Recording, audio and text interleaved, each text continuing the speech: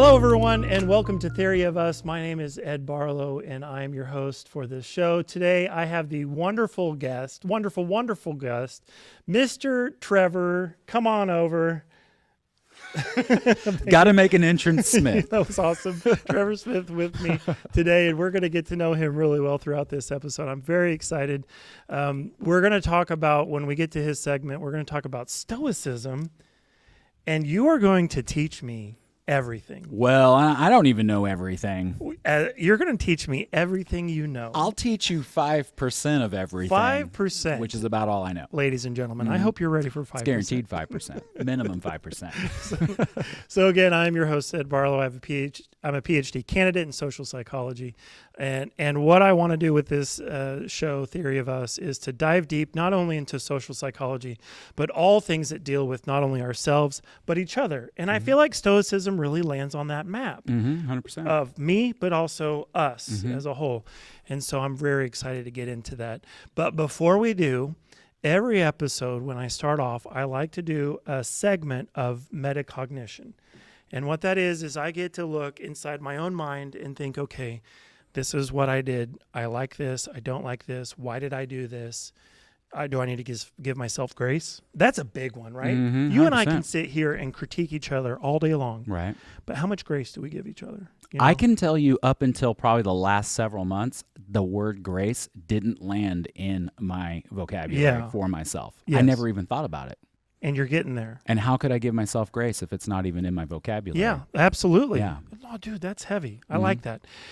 But then also, did I change my mind on anything? Did I learn? Did I grow as a person? And so the segment before, I talked about how awful my first podcast was, and we kind of talked about that. You know, when you first start off, it's pretty rough. Oh, yeah. So then we talked about how to fix that a little bit. But then for this podcast, I'm thinking about my previous one where I talked with Zach Holden about Piaget. Do you know much about Piaget? No. Child development, like the stages we go through in life, how our brain functions. And I don't think I'm going to change too much about that interview with Zach. It was just, I loved it. What I didn't love was two things. The area that I was shooting in, and if you've seen the previous episode and you see this one, you'll see I completely changed where we're at, okay? Number one. And then number two, I did an advertisement in between the two segments for a book that I'm writing, and that was the worst advertisement anyone has ever made. Really? The worst ever? Let me tell you. I think we could go toe-to-toe on that. But there's a line where it's so bad that it becomes awesomely funny. Oh, yeah. I did not cross that line. Oh, yeah. You're going to want to jump over that line. I did not go over that line. Yeah, you want to fall off that cliff. It was boring. It was rough. It was rough. So when I get to, telling everybody about that book here in a little bit, I'm going to go, I'm going to speed it up. It's going to be, and the first one I had was I was not myself. That was my first metacog outlook. Ed Barlow, I was acting like another dude. And part of that was how slow and difficult it was. Look, Ed talks slow sometimes, but I still can be my authentic self, but a little bit faster, right? Yeah. So like this, what I'm getting from you right now is authentically you, but a little bit, there's a camera and mic in front of us, right? Yeah. So a little bit of both. There might be a little bit of show readiness here. Right.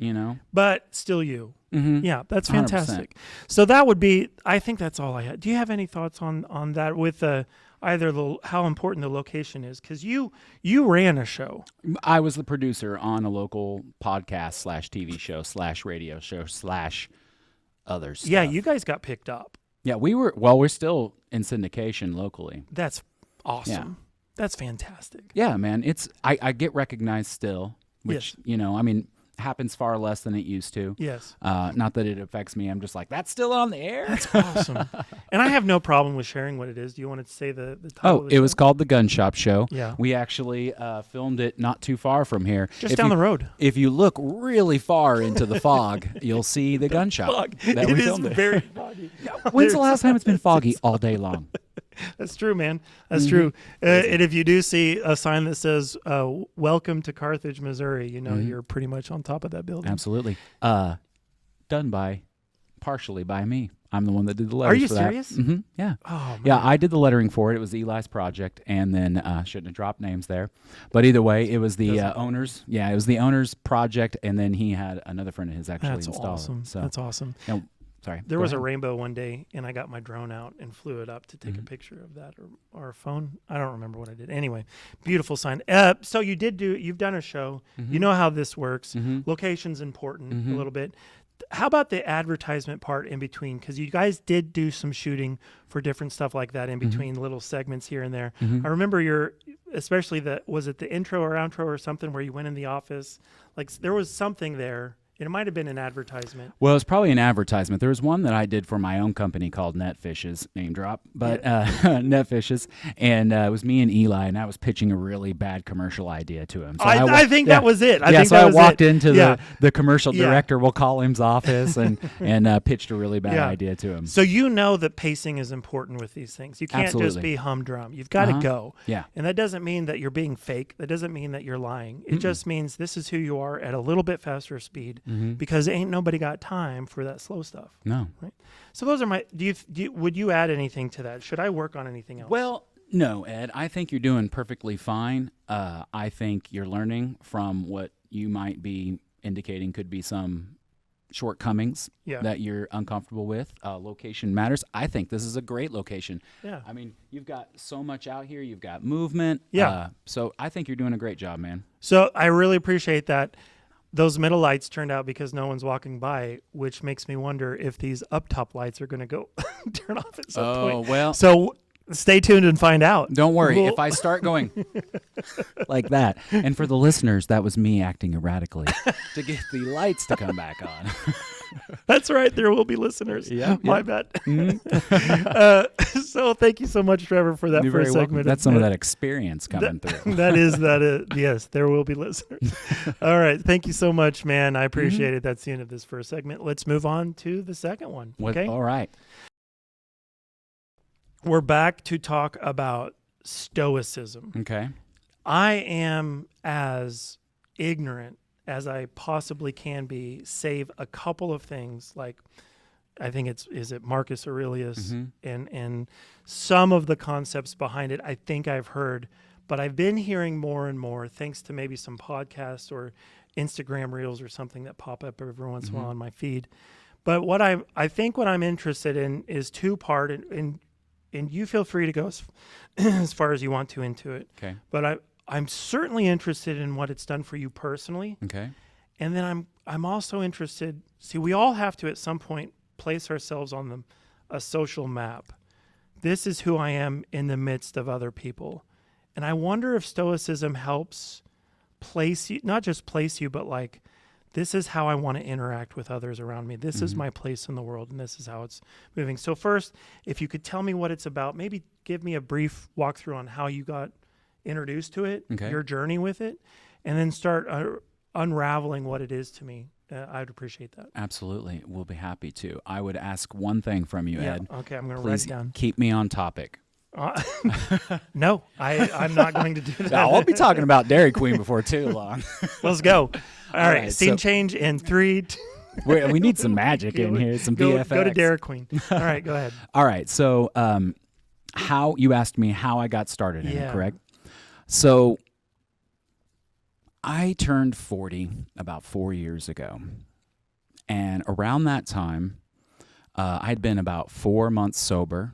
I had a drinking problem for a very long time, and when you drink or even do drugs for that matter, any addiction, you're typically suppressing some mental issues, or I don't care for the word issues, but some mental things that you need to deal with. Obstacles, Yeah.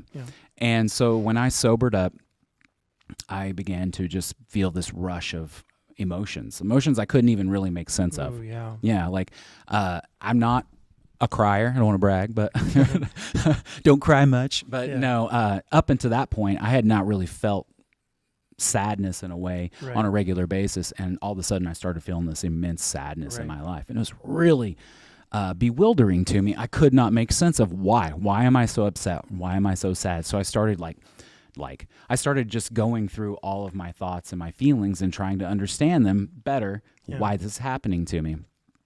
sometime around that time, a friend of mine, client turned friend actually, he asked me if I was familiar with Marcus Aurelius's Meditations, and I said no. He's like, well, you should check it out. And it took me a while. It took me about 4 years actually to get to the point to where I was able to intake it. So fast forward a little bit, since in the last 4 months, I've kind of come to the conclusion that I may have ADHD. Right. There's something mentally unstable or unstable in my mind. It makes it hard for me to read. So anytime I read books or something, I have to reread a lot of the pages and paragraphs over and over again before I can actually get into it. So listening has become my de facto way of taking in information, listening more than watching. Nonetheless, I came across a YouTuber. He's more than a YouTuber, but his name's Ryan Holiday. And according to a video I've been listening to recently, could be Mulder, but he's been studying this book for 15 years. He's made it his life's work. Oh, wow. He's actually written books that correlate with that and go into further detail about a lot of the tenets of Stoicism. And so I started listening to that, and a lot of the stuff started resonating with me. Yeah. It was a way that I could look at life in such a way that my emotions weren't taking over before my logic could. Right. So I started thinking of myself in almost like two ways of thought. Like I have an animalistic, just reactionary, knee-jerk way of reacting to things. And then I have my logic side, the side that tries to make sense of the animal side. And Marcus Aurelius, and not just him, but all of the other Stoics throughout time that kind of all have amassed into this massive pool of phraseology, just phrases, things that kind of help you with dealing with things, much like you can do the hard thing, you can do hard things, things like that. Just phrases and things you can think whenever you're in moments where you might be in mental turmoil or something, and they just kind of help you deal with that moment, and also build strength within, build mental strength. So I started listening to his podcasts and listening to these tenets of Stoicism, and I felt connected to them. Not just in I was learning them for the first time, but these were characteristics that I had already attained and I was already practicing. So now I felt even more connected to this thing. Like I discovered this on my own. Not proud of that, but it makes you feel good to know you're on the right path whenever you actually do find others. You know, nothing makes you feel more included when you find a group of people that make you feel included. So Stoicism became something I started listening to quite heavily and learning and educating myself and almost making it a part of my person, even more so than just passively listening to it. Like I wanted to be able to speak to some level on the tenets of Stoicism because they had helped me so much with my mental health journey. I probably couldn't just say any right off the top of my head. If they come to me, I'll try to. Right. But Marcus Aurelius was an emperor, I believe, of Rome. I don't remember when. It might have been 2000 BC. It was a long, long time ago. And his book wasn't a book. It's called Meditations. It's actually his journal. And he wrote in that journal in Greek, which was the philosophical language at the time, while everyone else spoke Roman. Kind of makes me wonder if it was a way for him to kind of obfusate his deepest thoughts amongst the people around him. Because, I mean, when you're at that level, there's always somebody going to try to come and take your spot. There's somebody after your spot. And what better way to do that than to find someone's deepest concerns and then out them in front of everybody? I don't know if it is. I'm speculating here. No, but you're right. It makes sense. But he wrote these thoughts that he had about his life and what, made a good life. And not just him, but several others throughout time. Seneca, Epictetus, I think, is another one. There's a lot of them. But nonetheless, I like their tenets, but nonetheless, these bullet points, these things are just really good ways to try to view the world and view my thoughts and view my emotions through that help me make sense of what's happening. Because a lot of times whenever I'm feeling anxious, I have anxiety. I've been diagnosed with general anxiety disorder. And like I said, I think I have ADHD. I mean, I hit a lot of the bullet points on that as well. Stoicism can help me deal with those things. I do not want to take drugs. I do not want medication. I do not want any other substance to help me deal with myself. I want to learn to deal with myself so that I can be a happy person. Right. Just in general. But you want to be master. You don't want something else taking control, like a drug or something. Exactly. You've got the control. I want the controls. Yeah. I want to be able to drive this car Right. and take it off any sweet jumps if I want to from time to time. That's a pretty sweet jump. But yeah, I mean, if I get to the point to where I can identify that I legitimately have a mental health issue that I do need to take further Right. into big pharma, then I will. But other than that, I'm going to try my best not to. Yeah. I would almost rather fall apart on a schedule knowingly than take any medication to deal with it. Right. So Stoicism's given me a lot of that. Okay. Been other things as well, but this has been a significant contributor up to there's a lot of backstory that I have not told you about my life in the last 4 months. And I don't know that I necessarily want to talk about it on the air. That's fine. But I can tell you that I've had a significant life change as of September 10th of 2023. And Stoicism paved the way for that decision. It forced me to make decisions that scared me immensely. Right. You know, things that I didn't want to change about my life that were going to affect people that I cared about in a way that was going to hurt them, not physically, just emotionally hurt them. And I didn't want to do that. I don't want to be that person. Taking care of other people, you know, at least their feelings is very important to me. I don't want to be the arbiter of your pain. That's right. So I'm trying to be a good person in that sense, and Stoicism forced my hand in a way. Yeah. You know, it made me stand up for myself effectively and make hard decisions. But once I made that decision,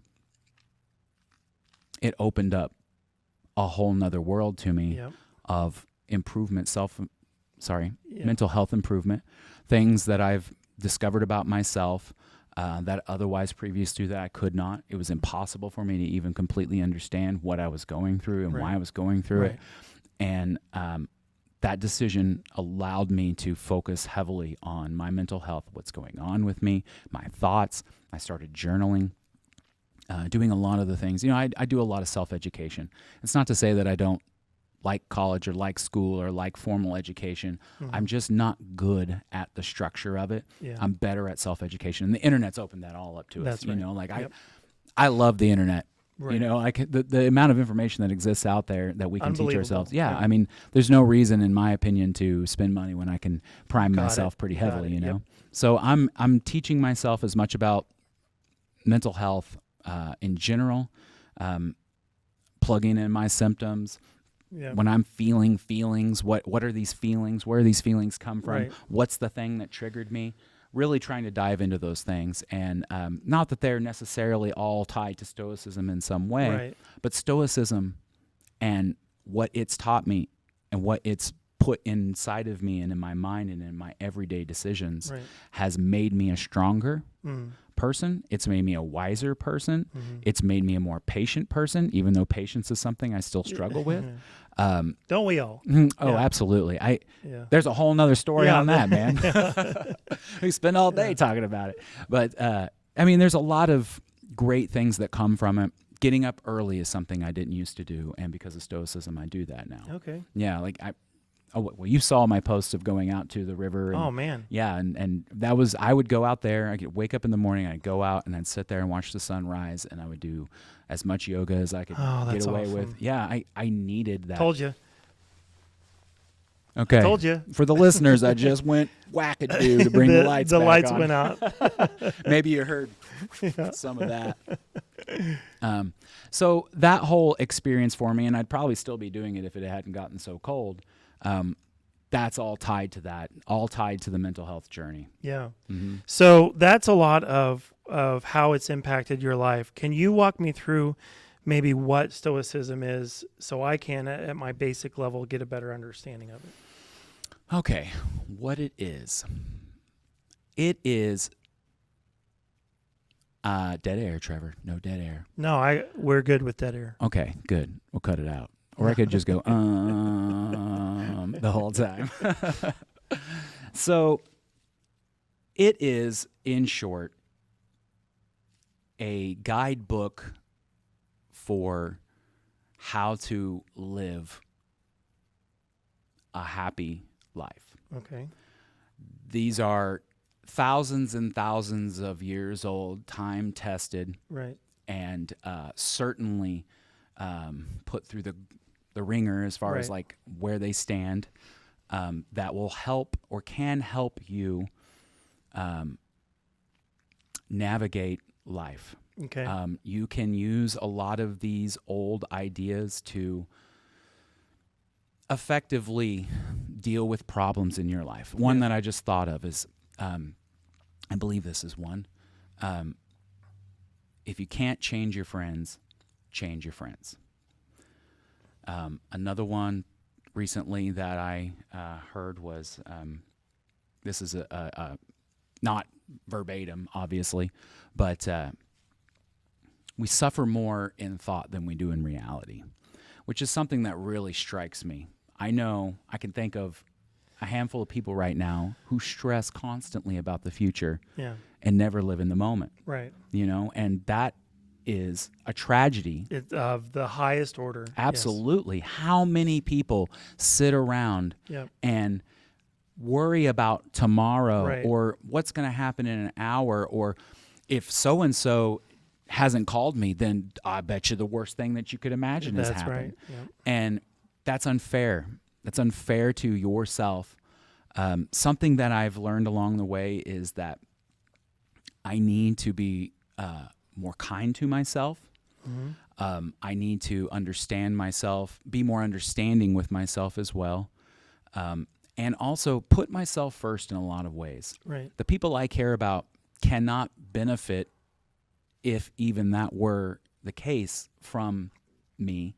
Yep. If I don't take care of the front lines. That's right. Tend your own garden first, then you can help others. Bubba, that's it. Mm-hmm. And I try to tell that to everybody I can, including my wife. You know, like that woman is my everything. She's my household's everything.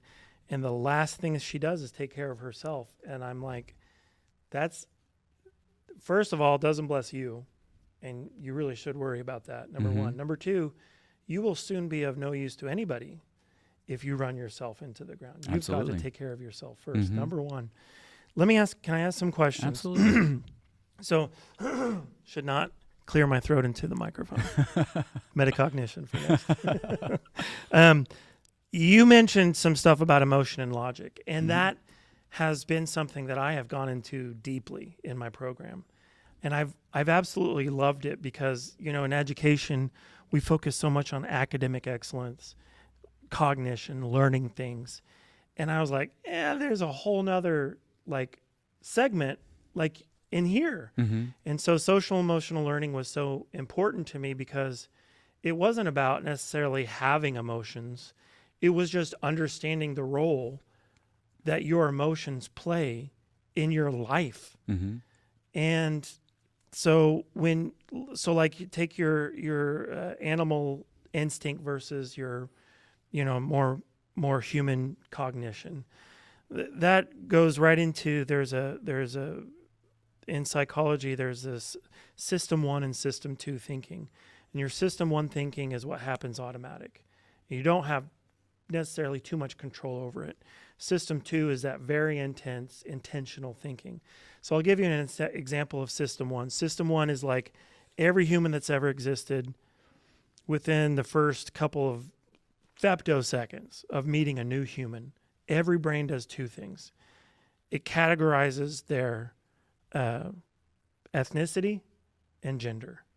The moment you see someone, your brain does instinctively that to categorize inside your brain, where do I place this person with their ethnicity and their gender? It's wild. Mm-hmm. You have almost no control of it right off the get-go. You can work on it, but that is a system 1 in your brain, biological, going to happen. And I feel like from some of the stuff that I've been looking at, it's an intentional look at controlling some of those automatic, system 1 thinking, automatic. And you can hear with the example I give that bias is almost woven into system 1. And it is, because if we're it's woven into our survival as humans. We categorize people based upon how safe we're going to feel around them and how we, how do we interact with them. And so bias is woven directly into system 1 very quickly. And the goal then, I think, is then to work through that and say, okay, whether or not I start off that way, that's not how I view this person, or that's not how I interact with them. And so just one to kind of cut right to Stoicism, and something that I've seen is hardline Stoicism people. Sometimes I feel like, or what I've heard is they want to say, your goal is to care about everyone as much as you would care about your child. Mm-hmm.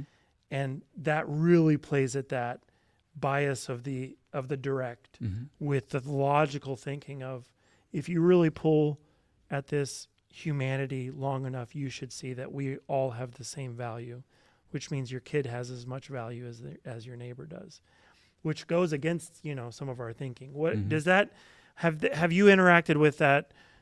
I guess I went too far maybe with system 1, system 2 into the child thing, but does that make sense of being more intentional about your thoughts and your feelings, and not letting that knee-jerk reaction in system 1 take over?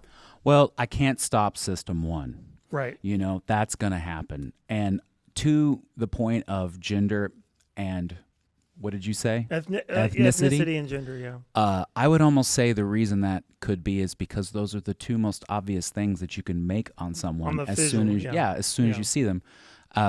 That doesn't mean that it's innately negative or a bad thing. That's right. To the credit of caring about everyone versus your child, I will have to say I do not have any kids. Yeah. So it's hard for me to really feel that connection in the same way.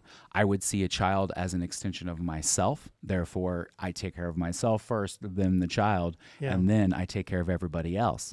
But I would say in the eyes of equality, everyone having a fair shot, I wouldn't say that it's fair if you are the decider on whether or not someone gets something, That's yet right. you pick your child over everybody else. Yeah. So Marcus Aurelius was a emperor, I believe, as I said, mm-hmm. and the first thing he did when he became emperor was he gave away half of his power to his brother.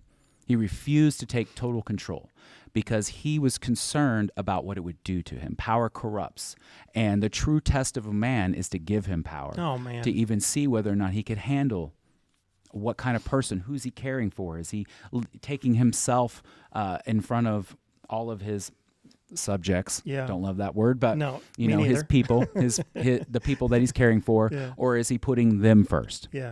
Is he caring for the group over himself? So I don't know. I mean, those are just my personal thoughts. Man, we are missing out on leaders like that anymore.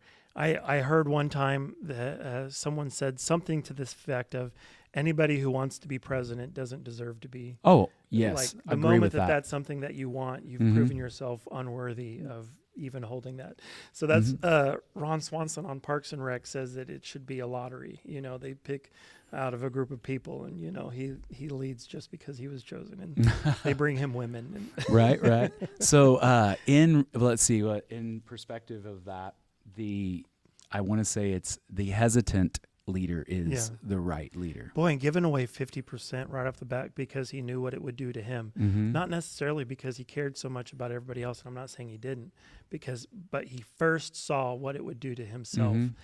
The level of insight and control that would take is just phenomenal. I know. Imagine, like, you're emperor now, and you already have total power. You have all of it. You have all the power, and that would almost be a decision you'd have to make right away. Yeah, well, exactly. Because the first thing is you're like, well, let's see what I can do with it. Yeah. And if I don't like it, I'll give it away. Right. No, that's not how then it corrupts. Yeah, that's not how that works. That's the corruption. Yeah. Dude, that's awesome. So, with Stoicism, when it comes to emotion, what is Stoicism doing with emotion? What role does it play? How do you interact with that? So one of the tenets that I've been using is to have no opinion. I will quote Ryan Holiday, let the weather be the weather. It's okay to let this political fiasco pass and not have an opinion on the matter. It's okay.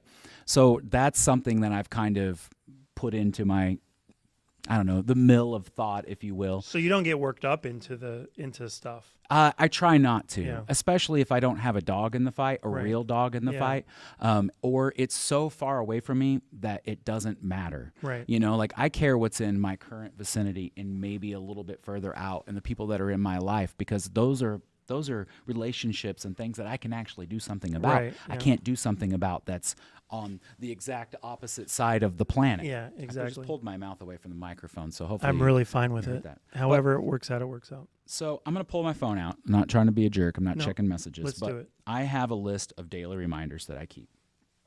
And it's quite long. It's pretty much the entire screen of the phone and then some. Is it the ones that I gave you? No. Okay. Unfortunately. There might be some in here. But I took considerable notes with regard to Stoicism, and I see these nearly every day. Okay. Not every day, because I don't check them every day. Right. But that's not the idea. I need consistency. So one of them that's very important is memento mori. And that is to say that one day you will die. It's a reminder of your mortality, that you should never live beyond the moment. Mm-hmm. You should always live in the moment, because at any moment you could perish. Mm. And that's what I thought when you said the people who are worried about tomorrow, they're going to be on their deathbed looking back. They wasted their whole life worrying about tomorrow instead of living a happy life. That is a significant regret that I've heard a lot of folks in the near the end of their life have about their life. We're gonna die. Mm-hmm. Yes. So live in the. Oh, I love it. Fantastic. I'll read another one to you. Yeah. Amor fati. That's one that has really stuck with me. I had to look at it, not like I don't remember these things, but it is to say to love one's fate, to love what your life is. Ooh. Because loving your fate and loving where your life is in the moment, you're incapable of changing it. You know, all you can do, you can't control the circumstances. You can only control how you react to those circumstances. So controlling your perception of your environment and saying that I chose this, so I'm happy with it, or whatever phraseology you need to use to come to terms with that, then do so. And if you're unable to do that, then clearly you are in an impasse and you need to make a significant change in your life. That, dude, I am 43, so we're pretty close. Yeah, I'm 44, just turned 44. That has taken me, I'm just now dealing with that. Mm-hmm. So I have had significant regret in my life, all throughout my life. I've had stuff that have happened and I look back and I wish and I wish and I wish. And something you mentioned kids earlier. I have a wife and 3 daughters. Mm-hmm. And the other day I was thinking, what if I started college in the 90s. What if I just went through college, finished it, because it took me like 13 years to finish it, get the job, start my life. I was immediately met with the fact that Jenny doesn't happen, Addie doesn't happen, Lily doesn't happen, Ellie doesn't happen. Mm-hmm. And when I pulled back that curtain, I saw that every rejection, like everyone, every up, every down, the entire landscape of my life, whether it was a good encounter or a bad encounter, led to this moment. I'm good with all of it. 100%. And when you come to there, you look forward and say, now I have to be this the next time some door shuts in my face or something bad happens. And that doesn't mean that I'm not going to have a rough time when I go through that.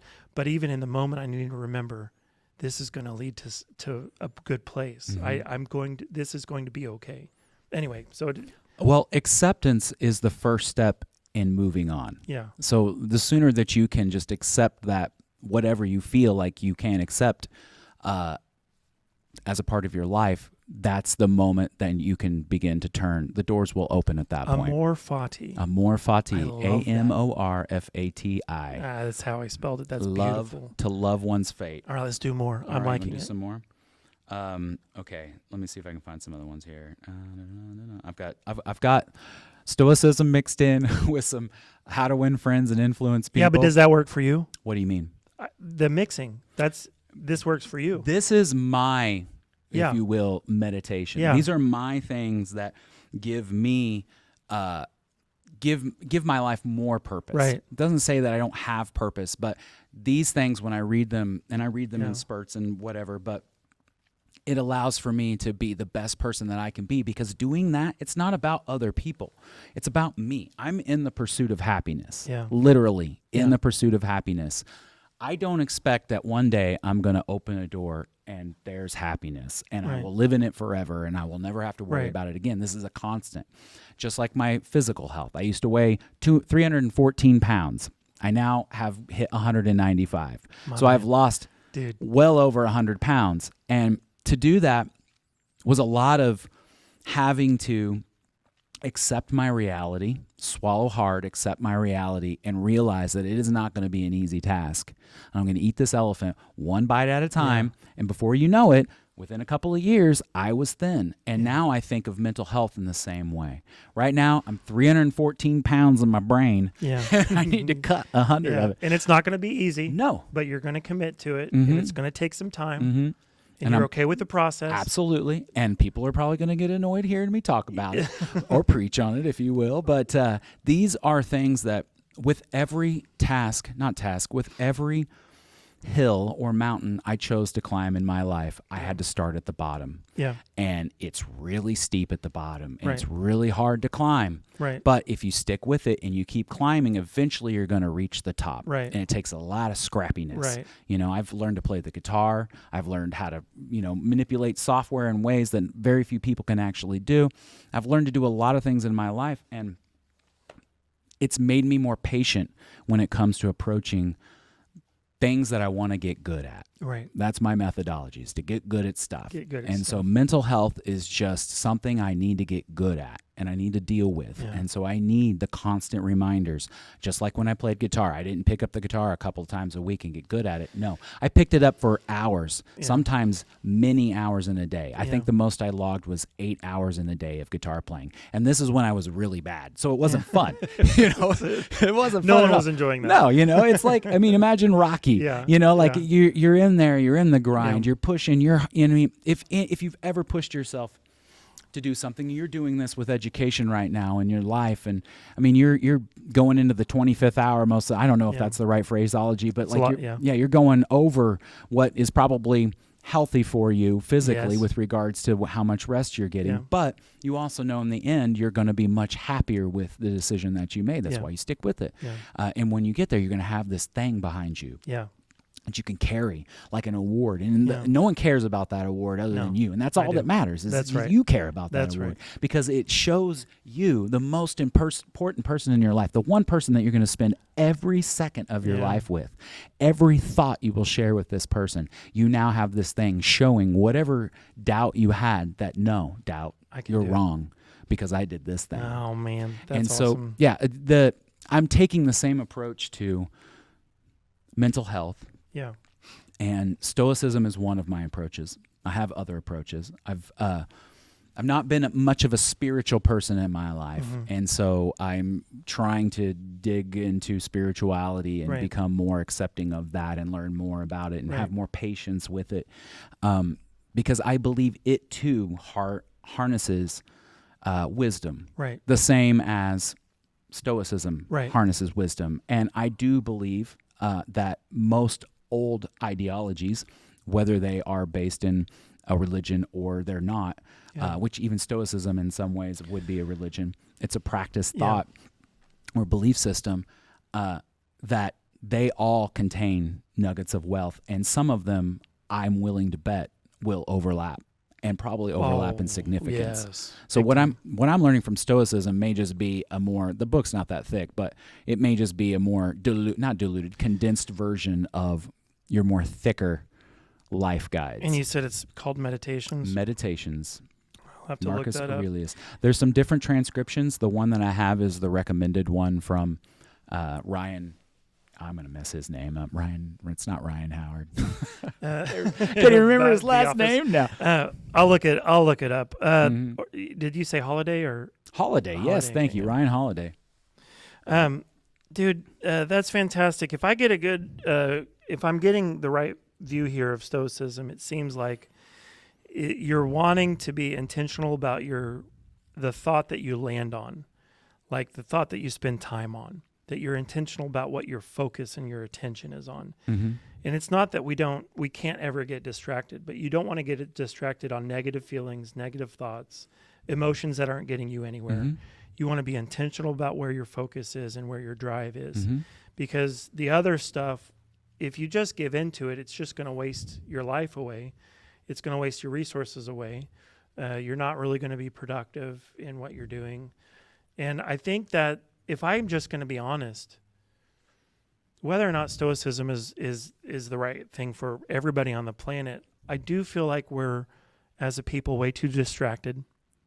We're not in the moment. Mm-hmm. I think we're constantly taking ourselves out of the moment. Mm-hmm. If we go to your medication thing, I think we're highly medicated, Mm-hmm. whether it's medications or alcohol or drugs or self-medication. Mm-hmm. Not dealing with whatever emotions or baggage are there. We're not facing it or seeing what's going on. We're hiding from it. Cell phones are a huge distraction. We're not dealing with the people that are right in front of us. We're focused on fake people online. I guess it's real people, but the interactions that we're seeing online, that's not entirely. It's curated. It's a curated version of reality. We're not here, and I think Stoicism has something to say about that. About yourself being here. Mm-hmm. Be there and think about where you're at and be okay with things. And I really look up to that and admire that. Do you have anything else to say about that before we transition? About Stoicism in general? About that or what I said or how whatever you want to say. I don't think so, Ed. It is a good guidebook. And like you said, it may not be for everybody. But there's plenty of replication in across the spectrum. I agree with you. Social media in general, I think, is fantastic. It's an incredible invention. Right. I love being able to socialize with people. Yeah. It's healthy for my soul. Yeah. And when I can't get out of my house, I can still engage with people. Yeah. And that gives me You're that tethered. fulfillment. Yes. But I also, with regards to that topic, choose to be a light in an otherwise dark place. I want to spread those things. So I, from time to time, if you follow me, Trevor C. Smith on Facebook, Follow him. a little plug there. From time to time, I will promote some of the ideas of Stoicism. And that's what got me to reach out to you about Mm-hmm. this. I saw one of your posts. It didn't say anything about Stoicism, but I Mm-hmm. went, I think that's Stoicism. So did I message you or something? You did or something. You asked me if I was a Stoic or something of that nature, and I said trying. Yeah. Yeah. What gets me? Okay, skip that. Don't want to talk about that. Last thing before we start wrapping up this, and I really appreciate you coming out here. Absolutely. So we've talked a lot about where it places you. How do you feel like Stoicism impacts you or other people when it comes to group interactions or how we function in society, how individuals interact with each other? You're placing yourself in how you're going to function. And now Stoicism, I think also, whether it's directly or indirectly, would then have something to say on how we then interact with each other as human beings. Do you have anything to... Nothing stands out to me. I think indirectly in some way, and there could be tenets of Stoicism that I'm forgetting that might be more in tow with what you're asking. But for me, I'm tending my garden. I'm making sure that I'm presentable because it's important to me that I'm that way. And doing that for myself makes me a better fit for society. And I wish I could recall all of these things, and I probably will after we get done. Right. These verbiage, these phrases that kind of stick with me from time to time. But for me, it's all about myself in a lot of ways. It's important to me that I correct my happiness. Yeah. And I know that in turn will do something for the herd. Yes. And if that works for me, may not work for everybody, but if I advocate for strong mental health, and I lead by example, right, and I showcase the tools that I'm using to get there, hopefully I can inspire other people to do the same thing. Right. I'm not trying to inspire. I just know that if I put it out there, someone else is going to pick it up. It will 100%. You know, I mentioned metacognition at the beginning. When we lay our heads on our pillows at night, all by ourselves, quiet darkness. Mm-hmm. And if we replay parts of our day or think about something that happens, we're thinking about our thinking. Not always, but sometimes we'll notice a thought that would say, I wonder how Trevor would act in that situation, or I wonder how, Ed might react in that situation, or I wonder how someone else might react. And so we are impacting other people because everyone has those moments when we're in the quiet place, we're all by ourselves, and we think about something that happened, and we're like, I don't know if that was right. Did I handle that right? Did I say the right thing? I think I said too much. And then we kind of start measuring ourselves a little bit to other people. And you giving that example, and you have been a light online, and I think you've noticed I have not been a great light online, and it's something I want to work on as a human being. I want to be better. I have this very side to me that I need to work on as a human being, and not only give myself more grace, but give others. And that goes into a little bit of the diagnosis that we talked about earlier, that this is right, this is wrong, and deal with it.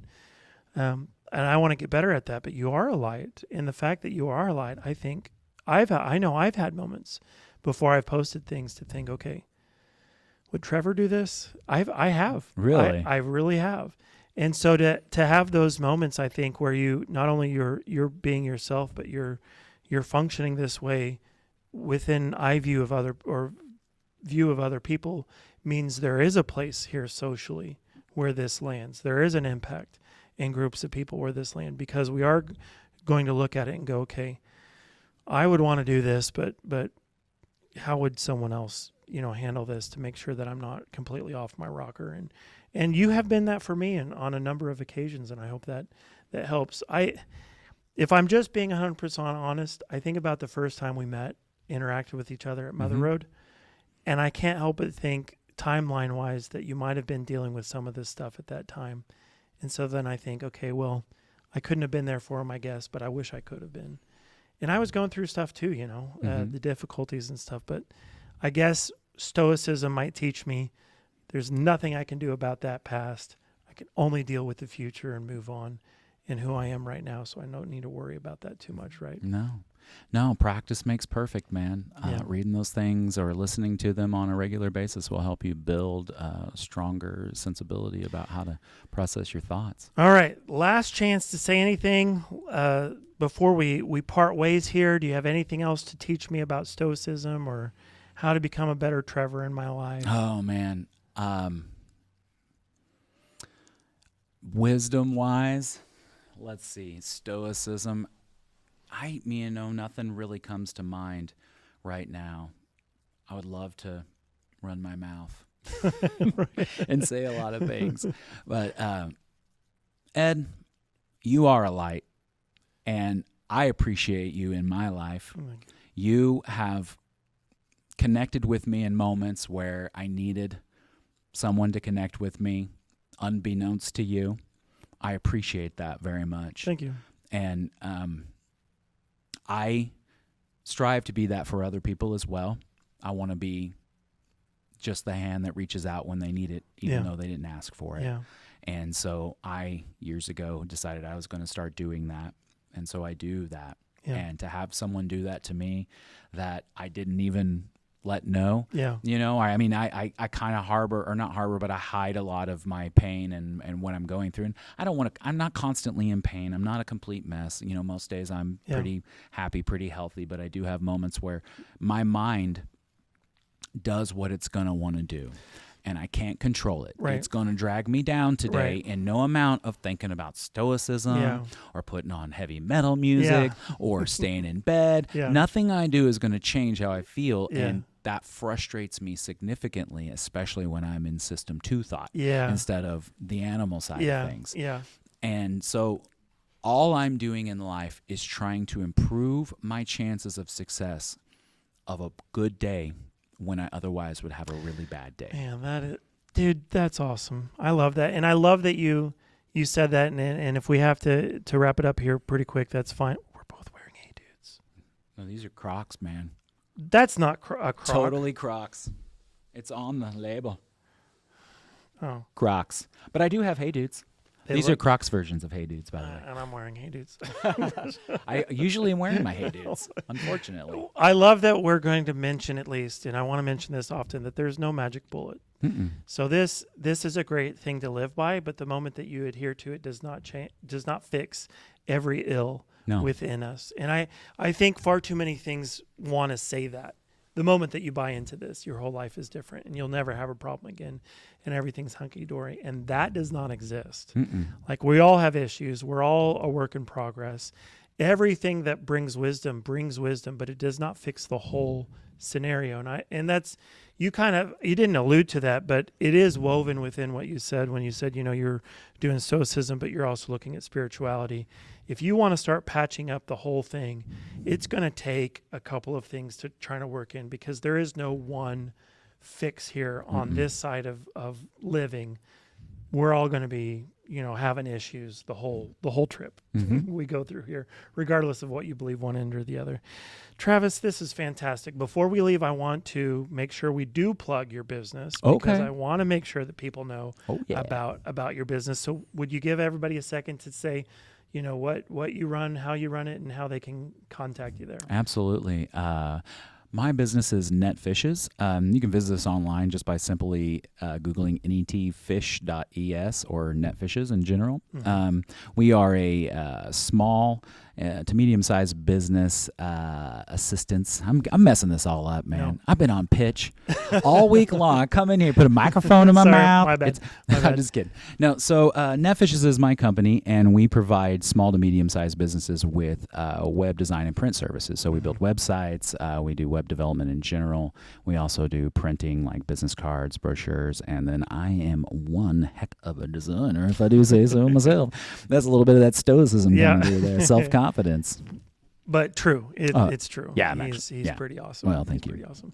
There was a time there where I was trying to do some, not design stuff, but like trying to make with my drone and my business and stuff, try to make things nice. And I was like, this is not competition, is it? And then I saw, I was like, even if it was, it wasn't. Like you, I was not.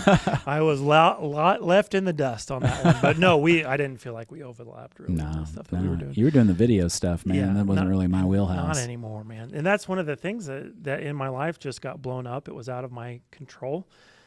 Things happened that I didn't love. And looking back, do I wish I could change things? Not anymore. Yeah. I did, but not anymore. To that topic, do you have a time limit on this? No. Okay. Because I want to talk about that a little bit. You mentioned earlier how you look back and you feel regretful about your past and decisions that you made, and then you started putting the pieces together and you started seeing all the dots line up and realize that what you have now, what makes you happy, you wouldn't have if it weren't for those things. And it's very important to see that in our lives. I think of myself in three versions. I have past Trevor, present Trevor, and future Trevor. Right. And they need to take care of each other, right? Past Trevor. Can we, for a second, think about what you just said? Past Trevor, present Trevor, and future Trevor need to take care of each other. Exactly. I love that. Go ahead. So, my past self, whenever I'm in the present and past self is taking care of me, I think, thank you, past Trevor, for taking care of me. And then in the moment when I'm making those decisions, I know that I'm taking care of my future self. Oh, my. So I'm living in the moment, but I'm acknowledging the tenses. Because it's important to me to know that the reason I'm doing this is for the betterment of my, mental health, to boil it down, but it's my happiness. I want to set myself up for happiness. Yes. But I used to look at a lot of things that I did in my life as failures. And Stoicism, again, one of those things that taught me about failure, that there is no failure. Failure is just a lesson to success. So success is something that I used to measure in dollars. If I wasn't making a lot of money, then what I was doing was a failure. And that leads to a lot of daily failures for a very long time. I grew up in poverty, and I graduated school in 1998. I was independent at 17. I moved out and lived with a friend and his mom, finished high school, won a state medal that year in wrestling, as a matter of fact, as a, wasn't sovereign student. What's the word I'm looking for? Independent. Yeah. There's a word for it. Right. I forget it every time, and it comes to me. But anyway, so I got to write my own school notes. That was pretty cool. I am excused. Yeah, they're like, we're going to need a note. I'm like, give me a pen and paper. I was sick. Here you go. You'll notice that I'm in charge. Right? But yeah, so that was where I kind of embarked on life and became my own person and started taking real control of my life. And it took me until I was in my 40s to realize so many things.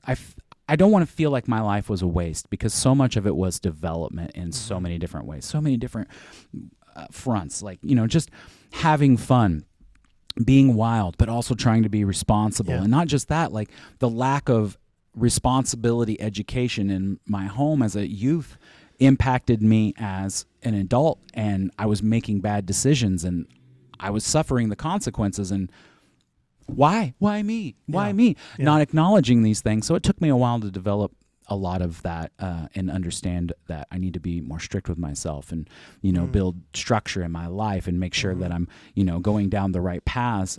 So around the time that I got done with wrestling, I picked up a guitar and I fell absolutely in love with it. I went to college for a while and it wasn't working for me. So I loved music. I taught myself to play, literally taught myself to play.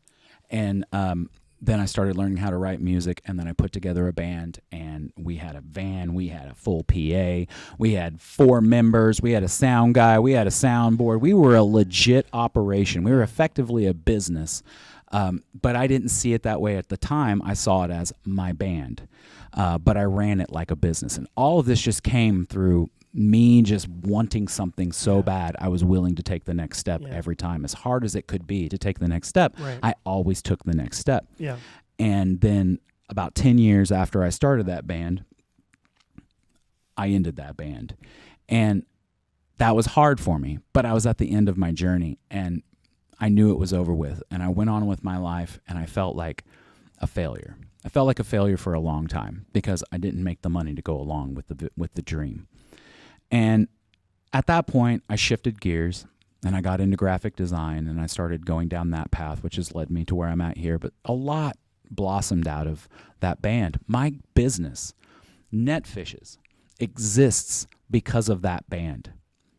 That took me a while to even get to the point to where I felt like this one thing was a failure. Not only that, my band wasn't a failure. I had to reanalyze all of that and say, I went from a notion, I love music and I want to play guitar, to now I'm on stage with 3 other people who want to do the same thing. We've put hundreds, if not thousands of hours into practice and writing and crafting these songs and these performances and collecting all this gear and spending thousands of dollars on all this equipment and putting all this stuff together. And then on top of that, we went out and we impressed enough people that they would come and pay us money to watch us play music.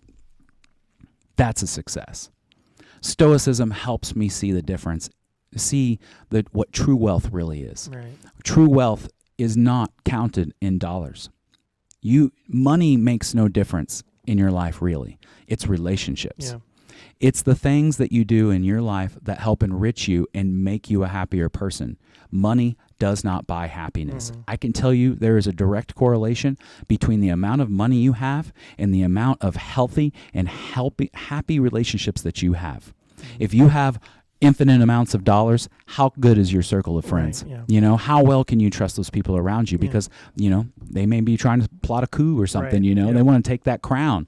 So, I've given that a lot of thought. Like my ambitions of being successful all were born out of being in poverty as a child. I wanted to be rich, so everything I did came with the notion I'm going to work hard. I'm going to work so hard, and eventually something's going to happen. Why? Because I grinded out and I won a state medal, so I'll do the same thing, but I'll do it with music. I didn't get my state medal there, so then I go work for a small business, not the gun store, another business, and I grinded it out there, man, and I did everything I could to make that business successful, and I was a significant contributor in the success of that business. I automated my job, which was manual, and we significantly decreased our labor and we were able to increase our profits, and we grew that business out of that dude's small little basement twice. Once, well, not pointing helps anybody, but we grew twice effectively. But that felt like a failure. Why? Because I didn't have the money to go along with it. Yeah. But again, through all of that, Net Fishes, my company, would not exist without that struggle. So, and even through that, I learned how to build and maintain or construct a small business and what that looked like, and systemize and create operations. And these are all things that I was lacking in my 20s that I was still trying to muster up through building a band. And then I left there and ended up at Liberty Tree. And again, I poured my heart into that place. And in the end, I left there and I embarked on Net Fishes full time. Mm-hmm. And I look back on that as a success. I don't look at it as a failure because I didn't get the dollars to go along with it, with the effort that I felt like I contributed. But I made dollars. Doesn't matter. It allowed for me to launch. That's right. And here I sit actually. I've been self-employed for over 2 years. Yep. I've not run to a part-time job yet, even though I've wanted to more than one time. It gets scary. There are a lot of days that I feel like I should give up because it seems like it's going nowhere. But then people I barely know come out of the woods and talk to me, and they're impressed by my presence. They're impressed by the way my company is presented. Mm-hmm. I don't know if I said that twice in a row, but they're impressed with me as a person and like the way I carry myself and more. And so Stoicism, these are my final thoughts here, but Stoicism has helped me find a new perspective on what success and wealth truly mean in my life. While I still would like to have a paycheck to go along with it, it's not what that means to me anymore. Right. Relationships in my life are where my wealth lie. I care about people wide and far. I don't care about money. I want to make friends. I want to get to know people. There's so much more richness in a person and getting to know them and experiencing them and making them laugh, making them, I don't know that I made people cry yet, but laugh certainly, or entertained and just went back and forth and had a moment that would otherwise not have existed. And that moment, you can't put a price on that moment. No amount of money can go along with the success of a perfect moment. And when it's all said and done, you can't take anything with you. So anyway, that's been a really hard lesson for me to deal with because, like I said, since I was a kid, my mom can attest to this. As far back as I can remember, my single digits. Mom, I'm going to be rich someday. I'm going to buy you a house. And I'm 44 years old. Sorry. And I'm still not yet to do that. Yeah. But I'm working on it. Yeah. I like the when you mentioned everything that you've been through, it just visually looks like building blocks to where you're at right now. And it is a significant leap. And if anybody's listening or watching this and you might touch here with, you think, okay, I've been through some stuff and it hurts. It does hurt. Things are gonna hurt. Absolutely. I don't think that we can say it's not gonna hurt. What you can do though in the moment is acknowledge this will lead me somewhere. This will, and it's going to lead me somewhere because I choose to let it lead me somewhere. I'm going to be intentional about this. I'm going to fix this. It's not necessarily a failure, like he said. It's leading me to success. Mm-hmm. It's the path I take to become successful, and I don't give up, And as long as you've known me, I've tried different things. Sometimes they work, sometimes they don't. But at the end of the day, I think we both are creatives. We've got to be making something. Mm-hmm. We've got to produce something that's part of what drives us. So whether this podcast does anything in my life does not matter because it's leading me down the road of where I want to be in life. It's who I am. And it's becoming something. So does it go up? Great. Does it go down? Okay. Doesn't matter. Going to get me somewhere. And the end of my life is going to be built upon memories, like you said, where I just seized the moment. I took care of it. I was intentional about it. Did it suck at the moment? Maybe. Did it not? Fine. Whatever. Doesn't matter. Led me here. So Exactly. I'm thankful for it. Absolutely, man. Dude, You are important to me, and I'm not just saying that because of the video. If I have to cut it out, I'll cut it out. You are important to me, and that's why I singled you out sometimes in those text messages, because I want to communicate that I am here for you, that you are a bright light, and I do appreciate the impact that you have had on me. We've been afar from each other. We're text messaging when we can here and there, but it's been meaningful to me, so I appreciate it. Me as well, Ed. I've really enjoyed getting to know you. Thank you, Trevor. Well, I appreciate having you on my show, Theory of Us. This has been, I feel like, a decent episode. I've enjoyed it so far. Fantastic. So I hope you guys enjoyed it too. More coming at you in the next episode. Appreciate you so much, Trevor. Appreciate you too, man. I'll see you around, bud. Absolutely. All right. Thank you. Bye. Bye.